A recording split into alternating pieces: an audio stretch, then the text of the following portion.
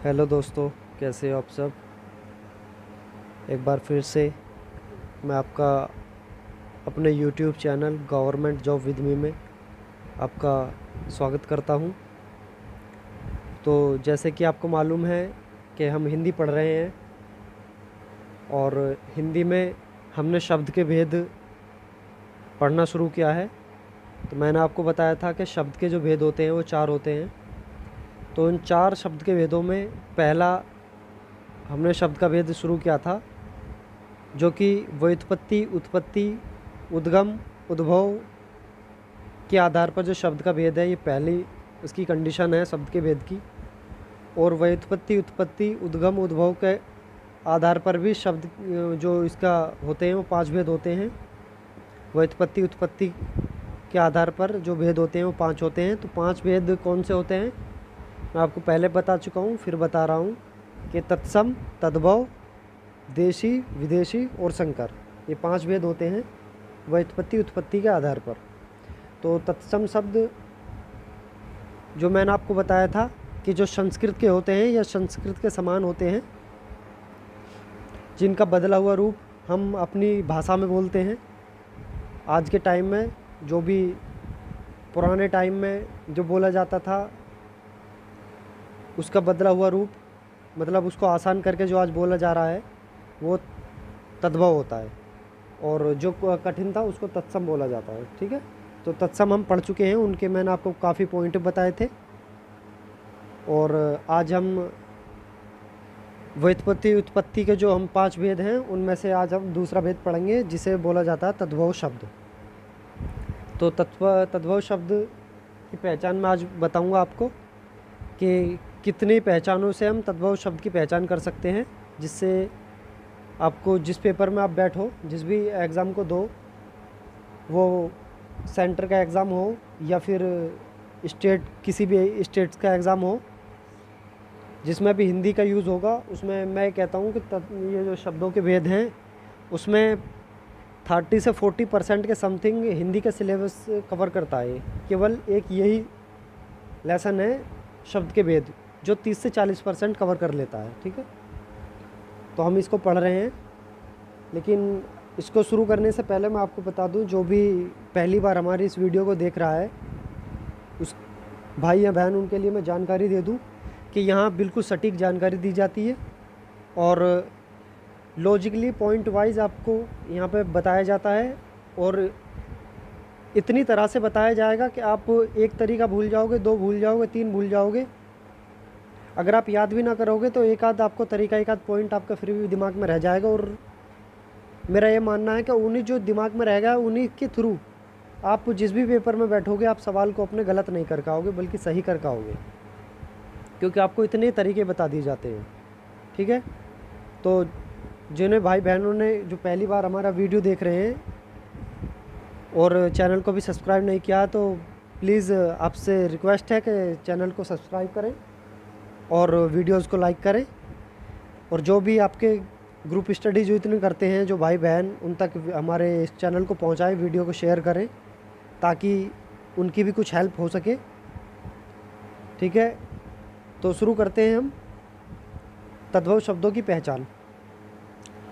तो पहला हमारा पॉइंट है कि जो शब्द संस्कृत भाषा से तत्सम के रूप में हम प्रयोग करते हैं, तद्भव शब्द उन्हीं तत्सम शब्द से उत्पन्न होते हैं। मतलब जो शब्द संस्कृत भाषा के हैं और उनको हम बदल के आज अपनी लैंग्वेज, अपनी भाषा में हम प्रयोग कर रहे हैं। ठीक है, तो उन्हीं शब्दों को हम तद्भव शब्द बोलते हैं। मतलब जो हमारे तत्सम शब्द है, उनका बदला हुआ रूप तद्भव शब्द कहलाता है। ठीक है, और तत्सम शब्द जो होते हैं वो हार्ड होते हैं, बोलने में कठिनाई होती है, और इनकी जो मैं काफ़ी पॉइंट थे मैं वो आपको पहले बता चुका हूँ, और अब मैं आपको तद्भव बता रहा हूँ।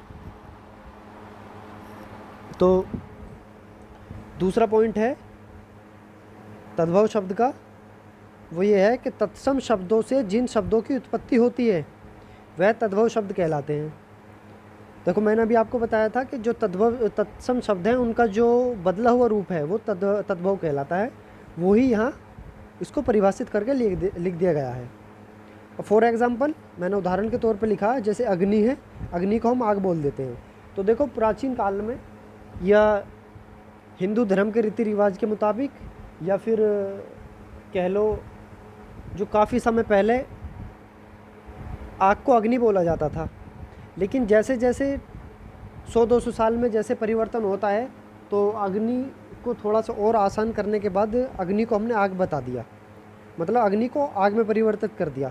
तो जो अग्नि है ये हमारी संस्कृत भाषा का शब्द है या फिर तत्सम शब्द है ये, ठीक है। जो आग है ये संस्कृत भाषा से बदला हुआ, मतलब तत्सम से बदला हुआ है, जिसको हम तद्भव शब्द बोलते हैं। तो अग्नि है हमारा तत्सम शब्द और आग है हमारा तद्भव शब्द। ऐसे ही हो जाता है सूर्य। तो जो सूर्य है, अब सूर्य पहले हम सूर्य कहा जाता था, या फिर आज भी जो विद्वान हैं, जो पुराने साहित्यकार हैं, या किसी मंदिर के पुजारी हैं, पंडित जी हैं, या फिर जो हिंदी के लेक्चरार हैं, ज्ञाता हैं, या फिर कह लो कि जिन्हें हिंदी का ज़्यादा अनुभव है, वो आज भी संस्कृत भाषा का ही मतलब यूज़ करते हैं, तत्सम शब्दों का ही। तो वो आज भी सूरज नहीं बोल के सूर्य ही उसे को बोला जाता है, ठीक है। तो जो सूर्य है वो हमारा संस्कृत भाषा का शब्द है और तत्सम शब्द है। तो सूर्य का जो हमारा परिवर्तित रूप है वो सूरज है। बहुत ही कम देखने को आपको मिलेगा कि आज के टाइम में सूरज को कोई सूर्य बोलता हो, बल्कि ज़्यादातर सभी, मैं कहता हूँ कि 95% सब सूरज बोलते हैं। अब कुछ होंगे 2-4% जो सूरज को सूर्य बोलते होंगे, मतलब जो इसके पुराने नाम से इसको बुलाते होंगे, ठीक है। तो मैंने आपको बताया कि जो पुराने शब्द होते हैं जो संस्कृत के हैं, और संस्कृत का तो बदला हुआ रूप है वो तद्भव शब्द कहलाता है, ठीक है। तो हमारा अगला पॉइंट है द्वित्व व्यंजन वाले शब्द।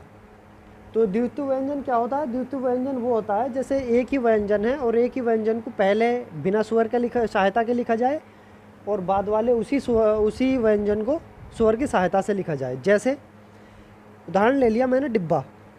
देखो डिब्बा में जो बा है वो 2 बार लिखा गया है। एक तो लिखा गया है बिना स्वर के सहायता के, हम इसको हलंत लगा के पूरा भी लिख सकते हैं, और बल्कि इसको आधा बै भी हम ऐसे लिख सकते हैं, आधा बै, ठीक है, दोनों तरह से। तो मैंने आप देखो इसमें क्या देखा, द्वित्व व्यंजन। द्वित्व व्यंजन 2 व्यंजन, एक से व्यंजन, एक आधा होगा पहला, दूसरा पूरा होगा, ठीक है, उसको हम द्वित्व व्यंजन बोल देते हैं। तो इसमें हमने क्या है हमारा, इसमें है हमारा डिब्बा, डे ई आधी बै और ये पूरा बै और आ, तो डिब्बा। तो ये जो दो व्यंजन है एक से हैं, पहला आधा है दूसरा पूरा है बाद वाला, तो इसे हम द्वित्व व्यंजन बोल देते हैं, ठीक है। तो जो द्वित्व व्यंजन वाले शब्द होंगे वो हमारे तद्भव शब्दों में आ जाएंगे, ठीक है। जैसे अगला है बच्चन। देखो बच्चन में 6 2 बार आया, तो ये द्वित्व व्यंजन हो गया, एक बार आधा है दोबारा पूरा है, ठीक है। तो बच्चन हो गया। 56 हो गया, देखो 56 में पै भी 2 बार आ रहा है, आधा और पूरा, ठीक है। पप्पू हो गया, तो पप्पू में भी देखो, हालांकि इसमें 3 पै आ रहे हैं, लेकिन हमें उससे मतलब नहीं है, हमें मतलब है जो हमारा पहला आधा हो और दूसरा हमारा पूरा हो, तो हमें इससे मतलब है केवल दोनों से। तो आगे क्या लिखा गया है, पै है या पै के अलावा अनेक व्यंजन है, स्वर्ग है, इससे हमें कोई मतलब नहीं है। हमें केवल मतलब है अपने उस व्यंजन से जो एक व्यंजन 2 बार लिखा हो, पहला जो पहली बार लिखा हो वो आधा लिखा गया हो, और दोबारा लिखा गया हो वो पूरा लिखा हो, ठीक है। तो आगे उदाहरण है हमारा डब्बू। तो डब्बू में भी 2 बार बै लिखा गया है, एक बार आधा लिखा गया है और दोबारा पूरा लिखा गया है। तो द्वित्व व्यंजन आपको समझ में आ गया। तो जो द्वित्व व्यंजन है, जो द्वित्व व्यंजन के उदाहरण होंगे वो हमारे तद्भव शब्द के उदाहरण होंगे, ठीक है। अगला है उत्क्षिप्त व्यंजन वाले शब्द। तो मैं आपको बता दूं, उत्क्षिप्त व्यंजन जो होते हैं वो 2 होते हैं, डे और ढे, ठीक है। तो इनके मैंने उदाहरण लिए हैं। जो उत्क्षिप्त व्यंजन वाले जो शब्द हैं, जिस भी शब्द में आगे जिस भी उदाहरण में पाए जाएंगे दोनों उत्क्षिप्त व्यंजन, वो हमारा तद्भव शब्द की पहचान होगी, ठीक है। उसमें तद्भव शब्द होगा, राइट आंसर तद्भव होगा। जैसे सड़क, देखो अगर मैं सड़क में रे आ गया बीच में, ठीक है, रे, तो सड़क हो गया, तो सड़क में रे है, तो ये हमारा उत्क्षिप्त व्यंजन की पहचान होगी। देखो लकड़ी, रे आ गई, तो इसमें भी, और डंडा, ठीक है, मेंढक, ढ आ गया। पढ़ना, इसमें भी ढ आ गया। तो उत्क्षिप व्यंजन जिसमें भी होंगे ड और ढ, वहाँ पर हमारा तद्भव शब्द होगा। ठीक है, ये मैंने आपको उदाहरण बता दिए। तो जो अभी तक मैंने इसमें 3 आपको ऐसे बताए हैं, पहला तो वो होगा जो तत्सम शब्द का बदला हुआ रूप होगा। ठीक है, दूसरा हमारा द्वितीय व्यंजन जिसमें होगा वो हमारा तद्भव शब्द की पहचान होगी। तीसरा है उत्क्षिप्त व्यंजन वाले हमारे तद्भव शब्द की पहचान होगी। तो चौथा आ जाता है अर्धचंद्र बिंदु। देखो मैंने आपको बताया था पहले, जो हमारा तत्सम शब्द मैंने पढ़ाया था, तो उसमें मैंने आपको क्या बताया था, उसमें यह था कि जिसमें भी बिंदी आ जाए, तो बिंदी वाले जितने भी शब्द होंगे, तो बिंदी वाले शब्द मैंने कौन से बताए थे, जैसे संविधान है, संस्कार है, ठीक है, और मुँह है, नहीं मुँह में तो ये अर्धचंद्र वाला आएगा। तो ऐसे ही जैसे संविधान हो गया, संस्कार हो गया, ऐसे बहुत से शब्द हैं जिसमें बिंदी का भी प्रयोग हुआ। तो वो जो इसमें बिंदी है, केवल बिंदी, तो वो हमारा क्या होगा, वो हमारा तत्सम शब्द की पहचान होगी। लेकिन जिसमें अर्ध चांद होगा और अर्ध चांद के बीच में बिंदी हो गई ऊपर, वो हमारा तद्भव शब्द की पहचान होगी। कैसे, जैसे अर्धचंद्र बिंदु वाले शब्द, जैसे चांद है, देखो चांद लिखा हुआ, तो हमारा मैंने अब बिंदी कैसे बताई थी, बिंदी बताई थी हमें केवल बिंदी, ये हमारी बिंदी हो गई। मतलब इसको अगर मैं ऐसा लिख दूँ, ये हमारी बिंदी हो गई, देखा। और आगे क्या है हमारा, इसमें मैं उदाहरण लिया मैंने चांद, तो इसमें क्या है, इसमें ये है। ठीक है, बिंदी नज़र नहीं आ रही, तो देखो मैं बड़ा कर लेता हूँ, ये हो गई हमारी बिंदी, और इसमें ये बिंदी होगी। इसमें क्या फ़र्क है, ये केवल शब्द के ऊपर जो लाइन खींची जाती है उसके ऊपर लगाई जाती है, लेकिन ये लाइन के ये इस टाइप लिखा जाएगा। देखो लिख लो, देख लो पहले पूरा। ठीक है, अगर मैं इसके मैंने उदाहरण, देखो दूसरा उदाहरण अगर मैं लेता हूँ उसका तत्सम शब्द का, अगर मैं उदाहरण लेता हूँ, जैसे मैंने संस्कार लिख दिया, से अंकी बिंदी, यह संसार लिख लो। ठीक है, संसार। तो अब इसमें देखो, ये केवल मैंने बिंदी लगाई है इस पर। और चांद का जो उदाहरण है, चांद में मैंने अर्धचंदू के ऊपर बिंदी लगाई है, मैंने नहीं लगाई, ये ऑलरेडी पहले से लगी हुई है, लेकिन उदाहरण जो है मैं उन्हें बता रहा हूँ। ठीक है, मेरा कहने का मतलब यही है, समझिए उसको। तो केवल जिसमें बिंदी होगी वो हमारा तत्सम शब्द का उदाहरण होगा, और जिसमें चंद्र बिंदु के ऊपर बिंदी होगी वो हमारा तद्भव शब्द का उदाहरण होगा। ठीक है, तो अब बिंदी में फ़र्क देख लिया आपने, जो केवल बिंदी हो वो तत्सम शब्द होगी, और जिस अर्धचंद्र के ऊपर बिंदी होगी वो हमारा तद्भव शब्द की पहचान होगी। ठीक है, आगे देख लेते हैं। हिंदी के उपसर्ग से बने शब्द, मतलब हिंदी के शब्द से बने, मतलब हिंदी के उपसर्ग से बने शब्द, जैसे निडर, देखो निडर में नी हिंदी का उपसर्ग है। निकम्मा, ठीक है, तो निकम्मा में नी हमारा हिंदी का उपसर्ग है। अधपका में अध, अनमोल में अन। ठीक है, तो ये हमारे हिंदी के उपसर्ग। हालांकि मैं उपसर्ग का अलग आपको पढ़ाऊँगा, जिसमें संस्कृत के उपसर्ग होंगे, हिंदी के होंगे, उर्दू के होंगे। ठीक है, ये सब मैं, और इंग्लिश के उपसर्ग होंगे, ये सब मैं आपको बताऊँगा। तो मैंने फ़िलहाल आपको भी बताया कि द्वितीय व्यंजन वाले, या तत्सम के बदला हुआ रूप, या अर्धचंद्र बिंदु वाला, या उत्क्षिप्त व्यंजन जो 2 होते हैं, या हिंदी के उपसर्ग से बने सब, ये इनके जितने भी होंगे सब तद्भव शब्दों की पहचान होगी। ठीक है, साथ में मैंने आपको उदाहरण बताए हैं। और आगे देखते हैं हिंदी के प्रत्यय से बने हुए शब्द, मतलब जिस भी शब्द के बाद में प्रत्यय होगा। देखो उपसर्ग कहाँ लगता है, उपसर्ग शब्द के आगे लगता है, प्रत्यय जो होते हैं, प्रत्यय हमेशा शब्द के बाद में लगते हैं। और जितने उपसर्ग होंगे उनका एक अपना अलग मतलब होगा, और जितने प्रत्यय होंगे उनका अपना कोई मतलब नहीं होगा, लेकिन जिस शब्द के पीछे जुड़ेंगे उसका जुड़ने के फ़ौरन बाद उसका मतलब बदल देंगे। ठीक है, जैसे मैंने आपको बता दूं हिंदी के प्रत्यय से बने शब्द, जैसे है सुनारिन। देखो सुनार है, सुनार के बाद में इन प्रत्यय लगा दिया। ठीक है, इन, जब इन प्रत्यय लगा दिया, पहले सुनार था, सुनार को इन प्रत्यय लगाने के बाद उसका लिंग चेंज कर दिया। पहले सुनार जो था वो आपका पुल्लिंग था, और इन प्रत्यय लगाने के बाद स्त्रीलिंग कर दिया। ठीक है, तो सुनारिन है, इसमें इन प्रत्यय है। बचपन है, इसमें पन प्रत्यय है। तैराक है, इसमें आँख प्रत्यय है। मिठास है, इसमें आस प्रत्यय है। भलाई में आई प्रत्यय है, मतलब ई प्रत्यय है, सॉरी।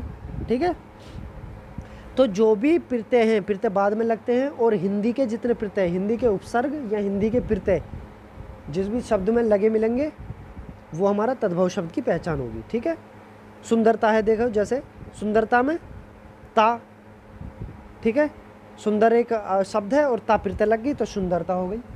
तो ये, और अगर मैं बूझ लूँ कि सुंदरता कैसी क्रिया है, मतलब सुंदरता जो है कैसी संज्ञा है, तो ये भाववाचक संज्ञा है, ठीक है। सुंदरता, सुंदर दिखाई देता है लेकिन सुंदरता नहीं दिखाती, वो तो बाकी खैर आगे के चैप्टर हैं, वो पूरा मैं आपको बताऊंगा, ठीक है। अगला है समास वाले शब्द, मतलब समास वाले वे शब्द जिनमें दोनों शब्द हिंदी के हों। पहले क्या बताया था मैंने, जो तत्सम शब्द में था, तत्सम शब्द में ये था कि जितने अगर समास का कोई वो है उदाहरण, तो एक शब्द हिंदी का होगा और उसमें या हिंदी का हो या किसी भी भाषा का हो, लेकिन एक शब्द जो होगा उसमें एक शब्द हमारा संस्कृत का पाया जाएगा, वो हमारे तत्सम शब्द की पहचान थी।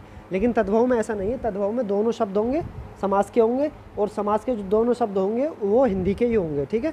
जैसे राजपूत, मतलब राजा का पूत, पूत किसे बोलते हैं, पूत बोलते हैं संतान के लिए, मतलब पुत्र के लिए, तो राजा का लड़का राजपूत, ठीक है।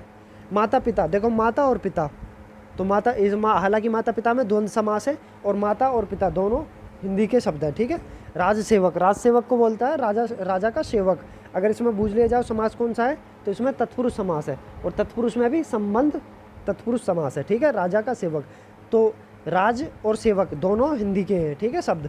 दिन रात, तो दिन रात को काय का हमारा दिन रात है द्वंद्व समास, ठीक है, क्योंकि विपरीत भी है और योजक चिन्ह का भी इसमें प्रयोग होगा, और योजक चिन्ह का अगर ना भी प्रयोग करेंगे तो और, तथा, मतलब ऐसे बहुत से शब्द हैं जिनका प्रयोग हम कर सकते हैं और इसमें बता सकते हैं। तो ये दोनों शब्द हमारे हिंदी के हैं, और समास वाले वो शब्द जिनमें दोनों शब्द हिंदी के हैं वो तद्भव शब्द की पहचान है, और जिसमें एक शब्द संस्कृत का पाया जाएगा और जो एक शब्द होगा वो किसी भाषा का हो सकता है, वो हमारा तत्सम शब्द की पहचान है, ठीक है। यहाँ तक सीखा। आगे देखते हैं सरल सुगम आसान, तो मतलब सरल सुगम जो होता है ये आसान का हमारा प्रियवाची शब्द है। तो जो सरल सुगम आसान वर्तनी व उच्चारण वाले शब्द होंगे जितने भी, हमने तत्सम शब्द में क्या देखा था कि जो भी कठिन शब्द होंगे जिन्हें बोलने में कठिनाई होगी वो तत्सम शब्द की पहचान होगी, लेकिन जो आसानी से बोले जा सकते हैं, जो आसान तरीके, जो सरल तरीके से, सुगम तरीके से, ठीक है, या आसान वर्तनी वाले या उच्चारण वाले, ठीक है, वो जो शब्द होंगे सब वो तद्भव शब्द होंगे। जैसे आग, देखो अगर आग है, आग आसान है, लेकिन अग्नि बोलेंगे तो अग्नि बोलने में थोड़ी सी कठिनाई होगी, वो आग और अग्नि, ठीक है, अग्नि कठिनाई होगी तत्सम शब्द, आग आसान बोला जा रहा है तद्भव शब्द। सूरज, ठीक है, सूरज, सूर्य कठिनाई से बोला जाएगा, और सूरज जो बोला जाएगा वो आसानी से बोला जाए, क्योंकि आज के टाइम में जितने भी हम शब्दों का प्रयोग कर रहे हैं अपनी भाषा में बोलने में, वो सब हम आसान शब्दों का प्रयोग कर रहे हैं, ठीक है। ज़्यादातर 95% के लगभग मैं ये बता रहा हूँ आपको, मैं अपना आइडिया लगभग बता रहा हूँ, क्योंकि हिंदी पूर्ण रूप से हिंदी का कोई प्रयोग नहीं कर रहा, कोई अपनी भाषा में पूर्ण तरीके से हिंदी का प्रयोग नहीं कर रहा, बल्कि आज के टाइम में अगर आप बोल भी रहे हो ना, तो मैं कह रहा हूँ कि आधी से ज़्यादा तो आप इंग्लिश भाषा का प्रयोग कर रहे हो, उसमें कुछ इंग्लिश भाषा होगी, कुछ उर्दू भाषा के शब्द होंगे और कुछ हिंदी भाषा के शब्द होंगे, मतलब मिक्सचर आप बोले जा रहे हो, ठीक है। आज पूर्ण रूप से हमारा, हालांकि कह देते हैं कि हमारे जो भारत की जो भाषा है वो हिंदी है, हमारा भारत हिंदी पे डिपेंड करता है, लेकिन ऐसे बोलने में हिंदी पे डिपेंड नहीं करता, ठीक है। तो आग हो गया, सूरज हो गया, घर हो गया, ठीक है, ऊँट हो गया, ऊँट को उष्ट बोला जाता, किसमें, संस्कृत भाषा में, मतलब तत्सम शब्द जो होता है। रात हो गया, रात को रात्रि बोला जाता है कठिनाई के तौर पे, लेकिन आसान इसे रात बोला जाता है, ठीक है। तो हमारा जो आसान तरीके से बोल जाए, जो आज के टाइम में हम यूज़ कर रहे हैं अपनी आम भाषा में एक दूसरे से बात करने में, वो हमारा तद्भव शब्द होता है। अगला है जिन शब्दों का कोई तत्सम रूप भी हो, मैंने आपको क्या बताया, जैसे कि आग लिया हमने, आग का तत्सम रूप है क्या है, अग्नि। सूरज है, सूरज का तत्सम रूप क्या है, सूर्य है। ऊँट का क्या है, उष्ट है, ठीक है। रात का क्या है, रात्रि है। घर है, ठीक है, घर को हम निकेतन भी बोल देते हैं, ठीक है, हालांकि निकेतन आज के टाइम में कोई नहीं बोलता, ये हमारा कठिनाई वाला शब्द है। घर जो है हमारा, घर को हम गृह, लेकिन इसका जो हमारा घर है, घर को अगर कठिनाई रूप से अगर तत्सम अगर शब्द देखें घर का, तो गृह होगा, ठीक है। तो जिन शब्दों का कोई तत्सम रूप भी हो, जैसे अग्नि, अग्नि का मैंने आग बता दिया, सूर्य का सूरज आपको बता दिया, गृह का मैंने आपको घर बता दिया, रात्रि का मैंने रात आपको बता दिया। तो मतलब जो ऐसे शब्द हैं जिनका कोई कठिनाई वाला शब्द भी है, ठीक है। कठिनाई मतलब तत्सम कोई शब्द भी अगर किन्हीं शब्दों का, वो हमारा तद्भव में आ जाएगा, ठीक है। तद्भव शब्दों की वो पहचान होगी। तो ये मैं आपको बता चुका। पहला मैंने आपको तत्सम शब्द बता दिए बहुत अच्छे से, और दूसरा मैंने आपको पॉइंट बता दिए तद्भव शब्द के। मैं ये मानता हूँ कि आपके अगर किसी भी पेपर में आप बैठोगे, अगर इन तत्सम और तद्भव में से अगर कोई भी शब्द आपको दे दिया जाए, इतने पॉइंट बता दिए कि अगर आधे पॉइंट भी आप अगर भूलते हो तब भी आप सही करके आओगे, ठीक है। क्योंकि इनमें याद करने की ज़रूरत नहीं है। अगर 2 बार भी आप अगर वीडियो को देख लोगे तब भी आपके माइंड में बैठ जाएगा, क्योंकि इससे ज़्यादा पॉइंट आपको कोई नहीं बता पाएगा, कहीं भी नहीं बता पाएगा, ठीक है। और इतनी आसान तरीके से। और अगर अच्छी वीडियो लग रही हो तो मेरे बिना कहे आप इसको वीडियो को लाइक और शेयर कर दें दोस्तों के पास, और वीडियो को लाइक ज़रूर करें, ठीक है। तो आगे हम अपना तीसरा देखते हैं, जो शब्द के भेद पहला मैं आपको पढ़ा रहा था, व्युत्पत्ति के आधार पर जो 5 भेद थे, उनमें से पहला तत्सम पढ़ लिया, दूसरा हमने तद्भव पढ़ लिया, और अब तीसरा पढ़ेंगे हम देसी या देशज, मतलब जो हमारे अपने होते हैं, जो हमें बोलने में प्रयोग हम करते हैं, ठीक है। तो वो हमारा देशी होता है, जो हमारे देश की जो नॉर्मल भाषा में हम आम बात करते से हम प्रयोग करते हैं, उन्हें हम देसी बोल देते हैं। तो पहला है हमारा बोली व उपबोली के शब्द, जैसे ब्रजभाषा, अवधी, कन्नौजी, भोजपुरी, मैथिली, राजस्थानी, या और भी हैं जैसे मेवाती, ठीक है। और बहुत सी हैं, राजस्थानी के अंदर आ जाएंगी, मेवाती आ जाएगी, और गढ़वाली है, और मतलब कई ऐसी बहुत सी हैं जो हमारी उपबोली होंगी या बोली होंगी। देखो ब्रजभाषा है, अवधी है, कन्नौजी है, भोजपुरी है, ये एक क्षेत्र में बोली जाने वाली भाषा है, एक सीमित क्षेत्र में। अगर मैं आपसे कह दूँ ब्रजभाषा पूरी भारत में नहीं बोली जाती, ये एक क्षेत्र होता है इसका। अवधी है, अवधी पूरी भारत में नहीं बोली जाती, बल्कि इसका भी एक क्षेत्र है अपना, ठीक है। और जैसे कन्नौजी है, कन्नौजी पूरी उसमें नहीं बोली जाती, बल्कि इसका भी अपना एक क्षेत्र है। ऐसी भोजपुरी का भी अपना क्षेत्र है, मैथिली का भी क्षेत्र है, राजस्थानी का भी क्षेत्र है। तो उपबोली या बोली वो होता है जो अपने एक सीमित क्षेत्र में बोली जाती हो, ठीक है, जिसका ज़्यादा मतलब बड़े क्षेत्र में उपयोग ना किया जाता हो, वो बोली या उपबोली होती है। अगला है जिन शब्दों की उत्पत्ति के बारे में कोई जानकारी नहीं मिलती हो। देखो इन जो भी बोली और बोली होंगी, इन शब्दों की जो उत्पत्ति होगी इनके बारे में कोई जानकारी नहीं होगी कि इनके प्राप्त जो उत्पन्न हुए हैं, जो मिले हैं, ये कहाँ से मिले हैं, ये किसके द्वारा बनाए गए हैं, इनकी कोई जानकारी नहीं होगी। क्योंकि आम भाषा में जो हम बोलते हैं इनका क्या मालूम कि ये कहाँ से आए, लेकिन हमने सीखा है, केवल दूसरा बोल रहा है उससे हमने सीख लिया और फिर हम उसे बोलने लगे। अगला है मतलब सीमित क्षेत्र में बोले जाने वाले शब्द। तो नेक्स्ट है गांव देहात कस्बों में प्रचलित शब्द। तो मैंने वही बताया आपको, जो सीमित क्षेत्र, सीमित कौन सा है, गांव भाषा वाला क्षेत्र अपना। जैसे अगर मैं कह दूं कोई जिला है, जिला एक सीमित क्षेत्र है, क्योंकि दूसरा जिला आएगा वो उसका क्षेत्र बदल जाएगा। तो सीमित क्षेत्र है, या सीमित क्षेत्र में जैसे गाँव आ गया, कस्बा आ गया, शहर आ गया, मतलब एक जिला आ गया, या फिर एक राज्य को सीमित क्षेत्र बोल सकते हैं अगर भारत के आधार पर देखा जाए, तो वो हमारा एक सीमित क्षेत्र होगा। गांव देहात कस्बों में प्रचलित शब्द। देखो गांव में हर जैसे भी आप जितने किलोमीटर पे जाओगे उसमें भाषा का मतलब परिवर्तन होता चला जाता है भाषाओं पे, ठीक है। 50-60 किलोमीटर पे भाषा में परिवर्तन आ जाता है, ठीक है। तो वहाँ गांव देहात भाषाओं में प्रचलित शब्द जितने भी होंगे वो हमारे देसी या देशज शब्द वो कहलाएंगे, ठीक है। तो क्षेत्रीय भाषा वाले शब्द, तो वही एक ही बात है, जो क्षेत्र होएगा अपना जहाँ हम रहते हैं, जो हमारा गांव है, हमारे गांव के पड़ोस का गांव है, या फिर वो उसके पड़ोस की कोई सिटी है, शहर है, कस्बा है, वहाँ जितने भी शब्द बोले जाएंगे वो क्षेत्र वाले शब्द हो जाएंगे। नेक्स्ट है जो शब्द तत्सम तद्भव नहीं है। तो ये है कि ना तो जो शब्द होंगे हमारे जो देसी या देशज या क्षेत्रीय भाषा वाले जो शब्द होंगे वो ना तो हमारे तत्सम के उदाहरण होंगे, ना ही तद्भव के उदाहरण होंगे, अन्य बल्कि किसी अन्य उसके उदाहरण होंगे, ठीक है, कुछ अन्य तरीके से होंगे। जैसे मैंने उदाहरण लिया है इसका, मैं बोल दूँ अंगोला, ठीक है। हालांकि इसमें अंगोला अंकी बिंदी लगी हुई है ऊपर, और अंकी बिंदी मैंने तत्सम शब्द में बताई थी, लेकिन एक अंगोला किससे बोल देते हैं, अंगोला बोलते हैं ईख जो होती है ना गाँवों में जाते हैं ईख काटने के लिए। जैसे गाँव में गाय भैंस बकरी पाल लेते हैं, उनके लिए खाने के लिए, चारे के लिए जो लेने के लिए जाते हैं, ईख होती है, ईख के जो ऊपर का भाग होता है उसको अंगोला बोल देते हैं। एक क्षेत्र में, एक सीमित क्षेत्र में अंगोला के नाम से उसे जाना जाता है। तो वो ईख का जो ऊपर का भाग होता है उसे काट के लेकर आते हैं घर, मतलब गाय भैंस बकरी को खिलाने के लिए। तो जो काटे हुए भाग को जो लेकर आते हैं उसको अंगोला बोलते हैं, एक सीमित क्षेत्र में, ठीक है।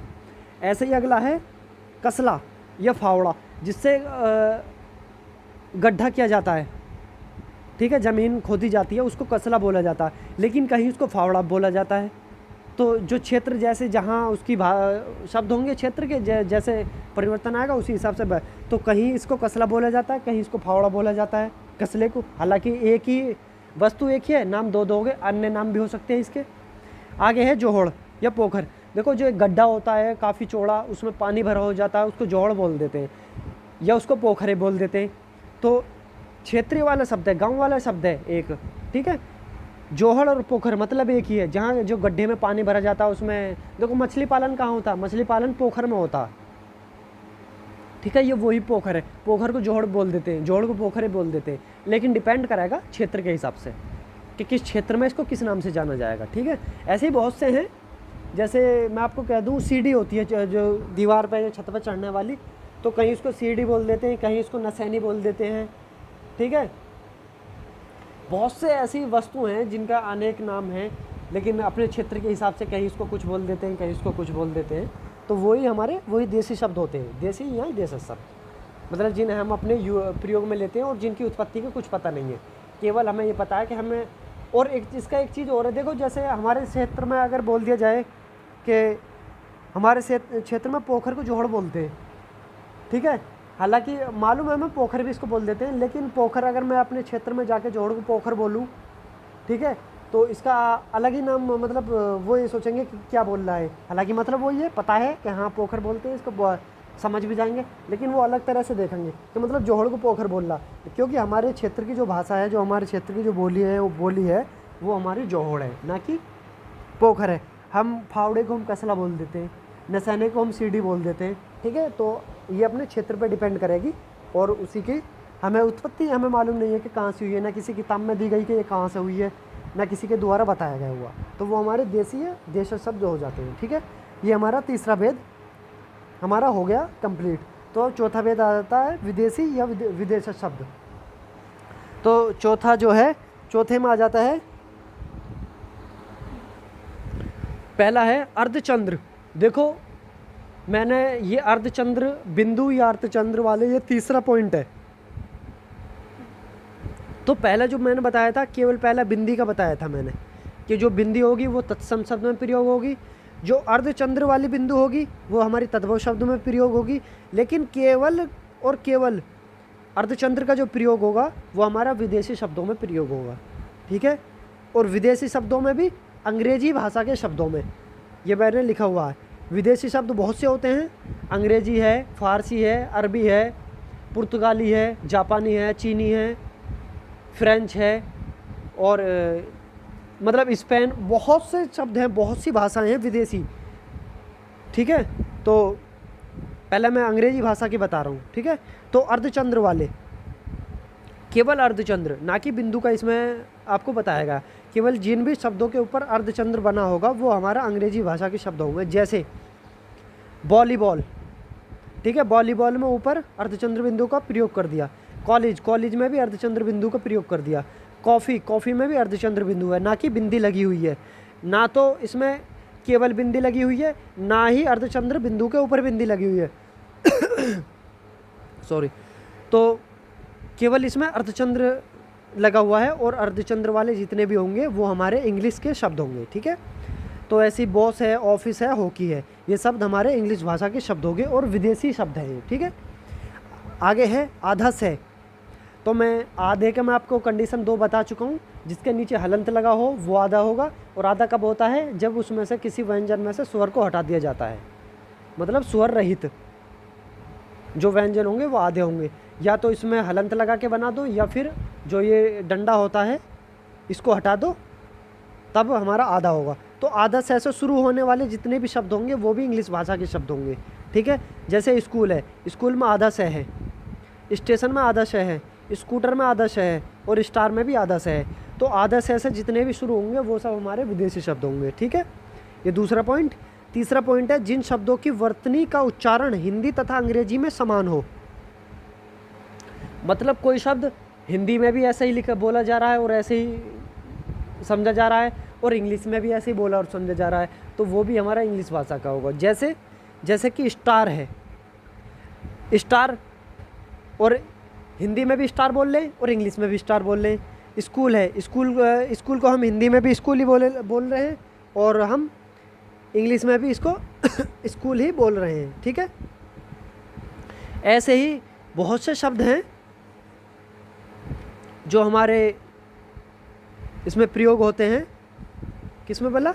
हमारे विदेशी या विदेशी शब्द में। तो मैं इनका अगर मैं आपको बता दूं और बहुत से मैं उदाहरण आपको बताऊं, जैसे कि मैं आपको ले लेता हूं, अफसर है, अफसर को भी हम हिंदी में अफसर बोलेंगे और इंग्लिश में भी अफसर बोलेंगे। इंजन है, इंजन हिंदी में बोला जाएगा और इंग्लिश में बोला जाएगा। तो डॉक्टर है, डॉक्टर हिंदी में बोला जाएगा और इंग्लिश में बोला जाएगा। तो और कौन से शब्द हैं? और हैं बोतल है, ठीक है, बोतल हिंदी में बोतल लिखा जाएगा और इंग्लिश में भी बोतल ही लिखा जाएगा। ऐसे बहुत से शब्द हैं, कहाँ तक मैं आपको बताऊंगा आप जब प्रैक्टिस करोगे। और मैं एक चीज़ आपको बता दूं, प्रैक्टिस के तौर पे कभी भी प्रैक्टिस सेट मत निकालना, हमेशा वो निकालना जो पेपरों में आए हों। और पेपरों में कब? जो लास्ट 5 ईयर हो, जितने भी पिछले 5 साल में जितने भी अपडेट होकर पेपर जो भी किसी भी है, वो स्टेट का हो या सेंटर का हो या फिर किसी भी डिपार्टमेंट का पेपर हो, हमेशा प्रैक्टिस उन्हीं से करना। तो उनमें आपको ये पता लग जाएगा किस टाइप के सवाल आते हैं और इन सवालों को निकालने के क्या क्या तरीके होते हैं और क्या क्या इसमें बदलाव आते हैं, जो पैटर्न चेंज होता है किस हिसाब से होता है, तो उसकी सब पहचान हो जाती है। तो हमेशा मेरा मानना यही है कि हमेशा जब भी प्रैक्टिस करे तो वो हमेशा उससे करे, किस चीज़ वाला, अन्य जो पिछले आए हुए पेपर हैं उनमें, ठीक है। तो हम कहाँ थे? तो हम ये थे कि अगला जो हमारा पॉइंट है अंग्रेजी के उपसर्ग। तो जितने भी अंग्रेजी के उपसर्ग हैं, जैसे मैं कह दूं अंग्रेजी के उपसर्ग कौन सा होगा, जैसे मैं सब लगा दूं आगे, सब डिस्ट्रिक्ट, सब मजिस्ट्रेट, ठीक है, या और भी बहुत से हैं। तो जितने भी अंग्रेजी के उपसर्ग हैं, हालांकि मैं आपको बताऊंगा, उपसर्ग का मैं एक चैप्टर है वो मैं लेकर आऊँगा, पूरा का पूरा मैं आपको बताऊँगा उपसर्ग कितने होते हैं, कौन कौन से होते हैं और इनका उपयोग कैसे होता है, इनका प्रयोग कैसे होता है और इनके क्या क्या कंडीशंस हैं, वो सब मैं आपको पूरा बताऊँगा, ठीक है। तो अंग्रेजी के उपसर्ग से जितने बने हुए शब्द होंगे वो हमारा क्या होगा, वो हमारा विदेशी शब्द की पहचान होगी, ठीक है। आगे है हमारा अंग्रेजी की क्रिया से बने शब्द। अंग्रेजी क्रिया जैसे गो मीन जाना, रीड मीन पढ़ना, मतलब पढ़। तो ये अंग्रेजी की क्रिया है, गो, रीड, और भी हैं बहुत सी। तो इनसे जितने बने शब्द हैं, तो जब क्रिया की मैं चैप्टर पढ़ाऊँगा मैं तब कराऊँगा, क्योंकि अगर मैं अभी से बताने लगूँ, ये दूसरा चैप्टर है, तो यहाँ से पूरा का पूरा सिस्टम ख़राब हो जाएगा और मैं बहुत लंबी वीडियो बन जाएगी, ना तुम्हारे ये पल्ले पढ़ने की ना कोई अन्य दूसरा चैप्टर समझ में आने का। तो अगला है हमारा, तो मैंने ये बता दिया आपको अंग्रेजी का उपसर्ग, अंग्रेजी की क्रिया जो यूज़ होंगी वो अंग्रेजी भाषा मतलब विदेशी शब्द होंगे वो। अगला है जो तत्सम तद्भव देशी शब्द नहीं हो।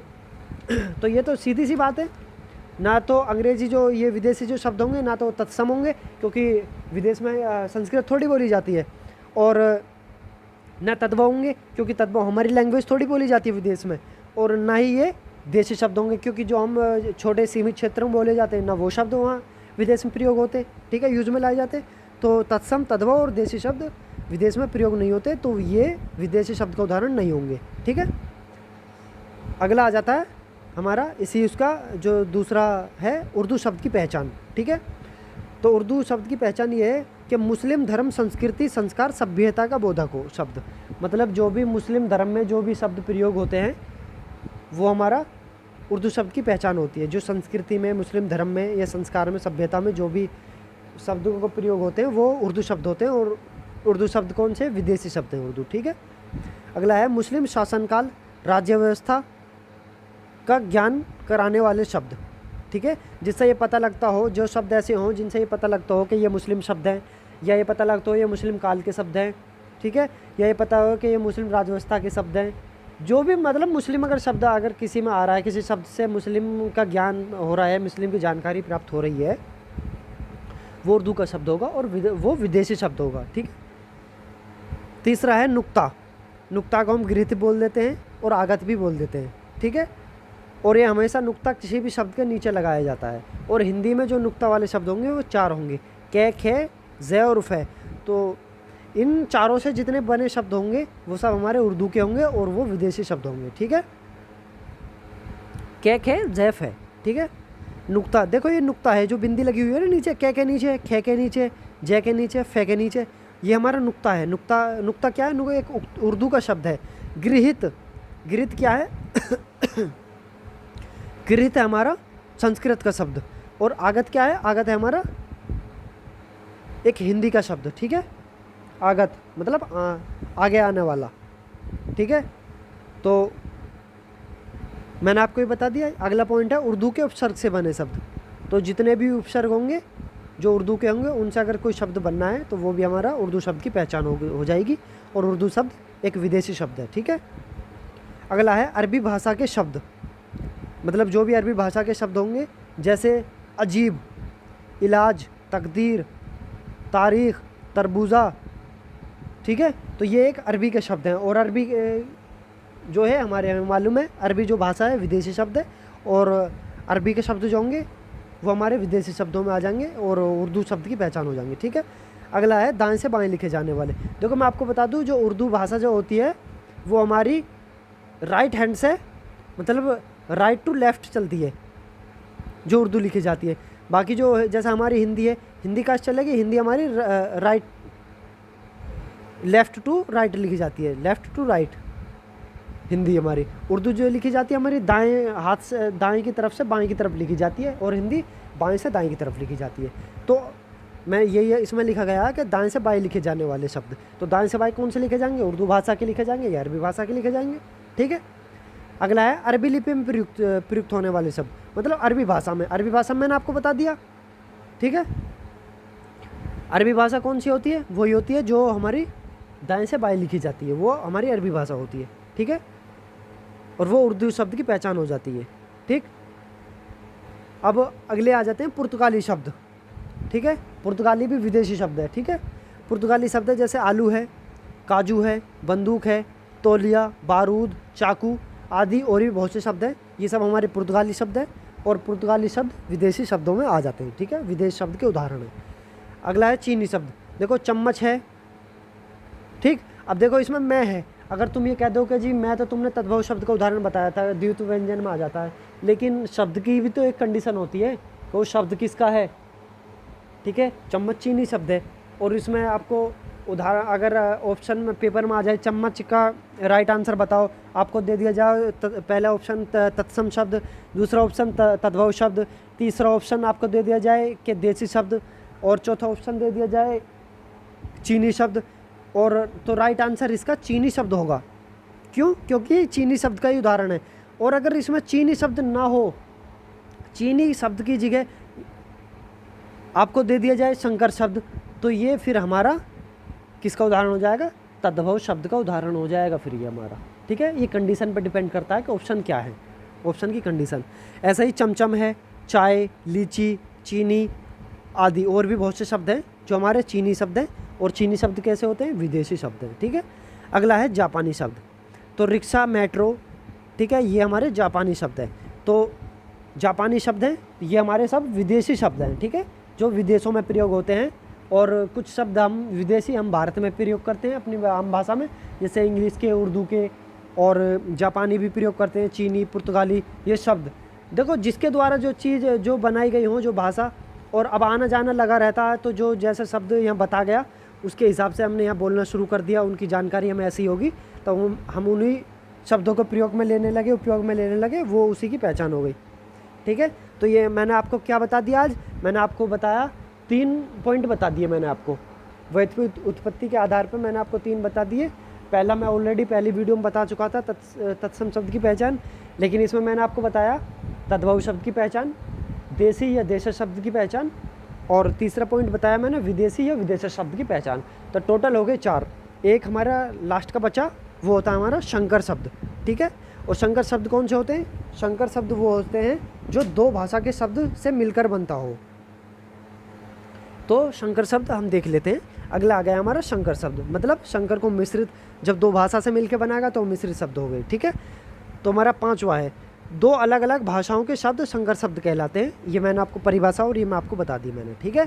तो केवल इसकी यही परिभाषा है और इसमें कोई पॉइंट नहीं है। तो मैं आपको बता दूं, मैंने उदाहरण लिया है रेलगाड़ी, ठीक है। जो रेलगाड़ी है वो संकर शब्द की उदाहरण है। तो इसमें रेल और गाड़ी, तो पहला हो गया रेल प्लस गाड़ी। अब इसमें देख लिया जाए कि रेल एक अलग भाषा का शब्द है और गाड़ी एक अलग भाषा का शब्द है। कैसे? देखो, जो रेल है वो रेल है इंग्लिश भाषा का शब्द, ठीक है। और जो गाड़ी है, गाड़ी है हमारा हिंदी भाषा का शब्द, ठीक है। तो हिंदी और इंग्लिश मिलके हमने रेलगाड़ी बना दिया, हिंदी और इंग्लिश मिलके, ठीक है। तो ये हमारा मिश्रित शब्द हो गया, ठीक है। मिश्रित मतलब संकर शब्द हो गया, रेल और गाड़ी। तो अगला है हमारा उदाहरण जांचकर्ता। उदाहरण है हमारा जांच, तो एक जांच हो गई प्लस कर्ता। तो जो हमारे जांच है और कर्ता है, देखो कर्ता की तो बहुत आपको इसमें देखने की ज़रूरत ही नहीं है, पहचान हो गई। आधा रह आ रहा है और आधा रह किस में आता है? आधा रह हमारा संस्कृत का है।